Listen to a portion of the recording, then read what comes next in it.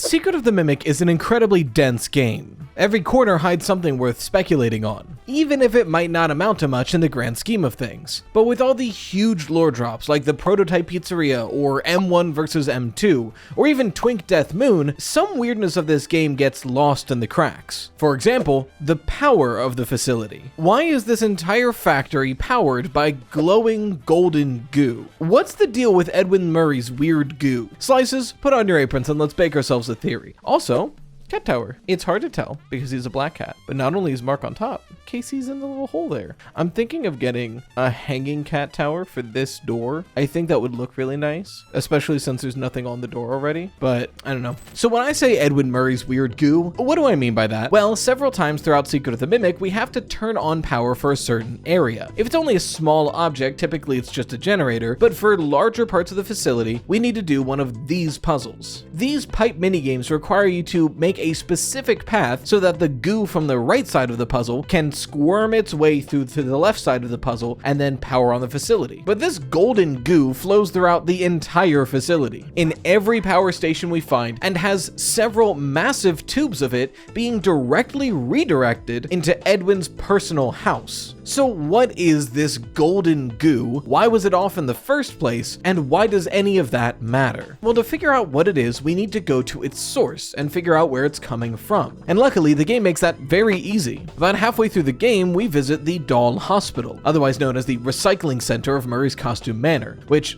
another fun Faz fact, in Five Nights at Freddy's, Edwin Murray canonically invented the concept of recycling. I love the weird, in case you're not in the know, there's so many like weird world facts about FNAF. The fact that bears went extinct and it's hinted that Fazbear Entertainment hunted them to extinction because they kept going after pizza. There's so many weird world facts that are just fun little tidbits. Man, as much as I love medieval fantasy, this is getting tiring. Huh, a sponsor.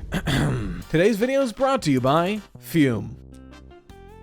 Ah, nice. I have a pretty rough habit of chewing. My cuticles, pencils, you name it. Some habits are relatively harmless, but for others, well, Fume makes them easier to swap out. Now, to be 100% clear, Fume is not a vape, an e-cig, or anything like that. There's no vapor, no nicotine, no electricity, nothing like that. Fume is an award-winning flavored air device that delivers great taste without the harmful chemicals. Instead of inhaling vapor, you simply breathe in natural, non-toxic flavors that satisfy the craving without the downside. Fume instead utilizes their naturally flavored cores, like my favorite crisp mint, and Fume continuously invests in third-party studies to ensure the safety of their product. But the most important part to me is that Fume is built to fidget with. The spinnable design, the magnetic locking frame, the clicking adjustment, and with their Fume topper, you can even chew on it to your heart's content. It's no wonder that over 500,000 people have already made the switch to Fume as part of their habit change journey. If you're ready to try it for yourself, now is the time. For a limited time, if you order the Journey Pack with my code RYTOAST, you'll get a free Fume topper, an awesome accessory to level up your experience. Click the link tryfume.com/RYTOAST or scan the QR code on screen to get yours today. Thanks again to Fume for sponsoring today's video. Well, ain't no rest for the wicked. Regardless, in this area, the overhead recording of Edwin Murray tells us that MCM takes discarded materials or things they no longer find useful or necessary and turns them into new stuff. However, that's not exactly what we're seeing in this recycling center. It seems like costumes that are usable, like Captain Springlock, are seen and either repaired or cleaned, but the ones that are unsalvageable are instead crushed and thrown in a furnace, a massive melter filtering the molten sludge into nearby containers. And theoretically, this is still recycling, right? That's how you recycle metals. You melt it down, you make new metal, and you do it somewhere else. Granted, I think that's basically Damascus, which isn't that sturdy, which might explain why Edwin Murray's animatronics aren't that good. But regardless, wouldn't you know that the sludge in this facility looks just like the golden goo? So the thing powering this entire facility is glowing golden molten metal. Interesting. Hey, that kind of sounds like Remnant is a bit of a buzzword in Five Nights at Freddy's anymore. It's as unexplained as a concept as it is integral to the plotline. So we'll unfortunately have to go over and discuss what it is and if it possibly could be in this game. The main books that actually delve into the mechanics of Remnant are the epilogues in the Fazbear Fright short story collections. In there, it's explained that Remnant is essentially a material of two materials. When a soul possesses metal, that metal is considered Remnant. We also learn through the books and the games that Remnant can be heated in order to be made malleable and injectable into other objects. We see in the third book of the Silver Eyes trilogy, The Fourth Closet, that William Afton essentially melts together the original 4 animatronics and keeps them at a super hot temperature to extract molten metal out of it and inject it into the sister location animatronics to power them up and make them more controllable. So the books establish that yes, Remnant can be used to power machinery, but can it really be used to power an entire facility? Well, for that, it's useful to look at a theory we discussed earlier this year, Remnantplex. Now, I have a whole video delving into Remnantplex and its implications, but I think it's most useful to actually go over to She's Always Nervous's channel, since she is the one who came up with the theory, and her video goes much more in depth on the mechanics of Remnantplex and the logic behind it. But the very, very brief overview for the purposes of today's video is that Remnantplex posits that the entirety of the security breach Pizzaplex is, at least in part, powered by Remnant, the scooper in the basement being either found or created by the people who made the Pizzaplex. And Vanessa was hired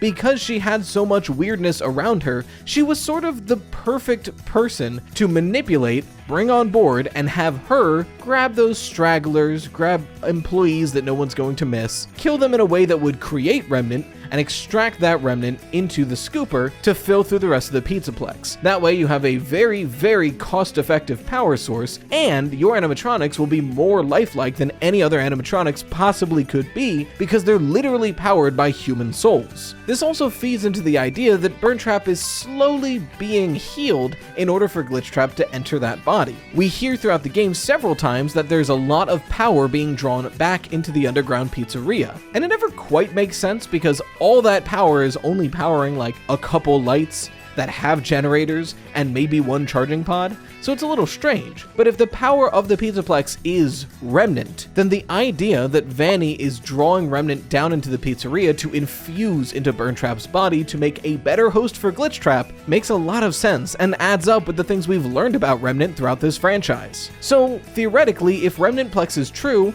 Remnant not only could power a facility and still have the effectiveness of Remnant, but it could also be being redirected into a specific experiment. Now wait a minute, why is that exactly what's happening in Secret of the Mimic? So this stuff kind of sounds like Remnant, and looking at Security Breach, it can power a facility like Remnant, but if this is Remnant, why is it being redirected like Security Breach? I mentioned this earlier, but one of the strangest moments of all of Secret of the Mimic for me personally was that when you approach Murray's personal mansion, the underground tunnels that take you there show like 8+ massive tubes, all redirecting this molten remnant directly into the house from below. But we never get to see where it's going. We just know it is going there. So the big question would be, who is redirecting all of this goo, and why? Now, straight away, I don't think the redirection is because of M2. At first, part of me liked this theory, the idea that M2 was shutting off power stations to redirect as much Remnant back into the Manor as possible to better fix its own body. But if M2 really is trying to amass Remnant, they're really bad at it. There are so many bodies in Murray's Costume Manor that were definitely killed by M2 and were just left lying around. Knowing how Remnant typically works, they would have had to either have been killed right next to an animatronic or within an animatronic, and hopefully they would go on to possess said animatronic. And then you could throw that entire animatronic with the body into the furnace, and boom, more Remnant for the pile. But M2 kind of just kills people and puts them into a fabric suit. It's not the most effective way to get Remnant. Not to mention, the best time to kill someone in this facility to collect their Remnant would be when they're wearing a springlock suit. And as we see in the game, M2 doesn't recognize springlock wearers as people. When you're wearing a springlock suit, M2 looks at you and just thinks you're another animatronic. In fact, there's a chance that it'll wave at you. So the most opportune time to get Remnant, M2 literally can't do. Its programming is not that complex. So if it's not M2, was the collection of Remnant originally done by EDWIN? before he died. After all, we know that he was tirelessly working on something by the time that M2 killed him in his office. Was all of that experimentation working on Remnant? And if so, was he maybe trying to fully bring back Fiona, not just recreate her in a robot? All of this seems very possible, but it also wraps back into the biggest problem with this theory. The same reason why I'm not fully sold on this theory myself. The logic of why Edwin would want to do this is there, and there's evidence to help support it. The how Edwin would do this kind of isn't. Now, to be fair, as many comments pointed out to me on the podcast where I also floated this idea, we don't know definitively how much Remnant can come from one body. But this is a lot of Remnant, so in my mind, dead bodies. And if that's true, if this is a lot of dead people, where in the hell did Edwin get access to that? Like, you could argue that a few employees died here and there at MCM. After all, it was a very unsafe facility. But look at this Remnant vat, and look at these tubes that are everywhere. This is so much Remnant. This is like tons, metric tons of Remnant. Some people have suggested that possibly all of the Fall Fest fire refuse was obtained and retrieved by MCM and then recycled, which is possibly the best explanation I've ever heard for this much Remnant, but that's still a stretch. Why was he allowed to collect a bunch of dead bodies from an accident, and then how did they transport, and did that even work that way? So if this was all the theory was, I would leave it at that. I would leave it at, look, it does look and act a lot like Remnant, but I think it's unlikely that Edwin would get this many bodies. I really want to see if somebody can find evidence to prove that bodies went into this Remnant, because imagine how much this would clear up the early timeline if this was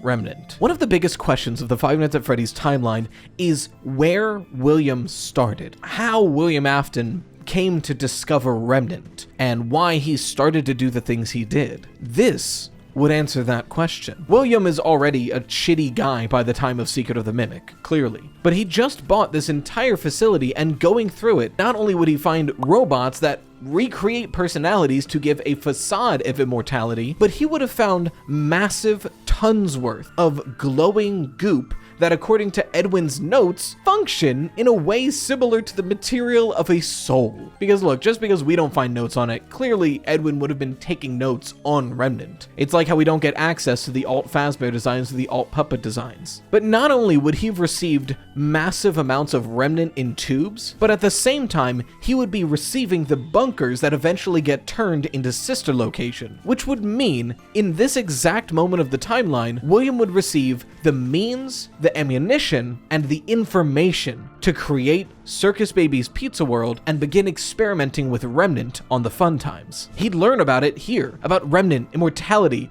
He'd have space to make his workshop, and this seedy, awful businessman could then begin pursuing immortality to the point of insanity. Frankly, this would be incredible evidence for Elizabeth Afton being the first to die in the timeline, and would therefore explain why in FNAF 4, her bedroom is empty. But as nicely as this would fit into the timeline and give clear motive for William to go insane and begin killing people, I can't think of a good source for all this Remnant, unless one person can make way more Remnant than we thought. So I kind of leave this theory with a request to you guys. Can anybody find any good explanation or evidence for Edwin to be amassing this amount of bodies, besides Fall Fest's fire being so tragic that there were so many people dead that he was able to also wrap into a big bag and dump into his furnace and not have the families of the workers want to claim the bodies? Because even if Fall Fest killed like 100 people, why did the police let Edwin collect the bodies? I don't see a great time or reason for Edwin to have that many bodies. But if you can, please let me know, because this would be such a good piece for the timeline if this is Remnant. Thanks again to Fume for sponsoring today's video. In the meantime, if you want to see a theory that's so good it's basically confirmed, last week I talked about how Foxy is a good guy. Okay, clickbait aside, it is a really good theory, but it's not the one you're thinking of. You can find that right here. If you want your fan art featured on the channel, make sure to share with #ToastArt. A huge thank you to the best channel members, the Dough Risers, and until next time, as always, stay toasty, slices.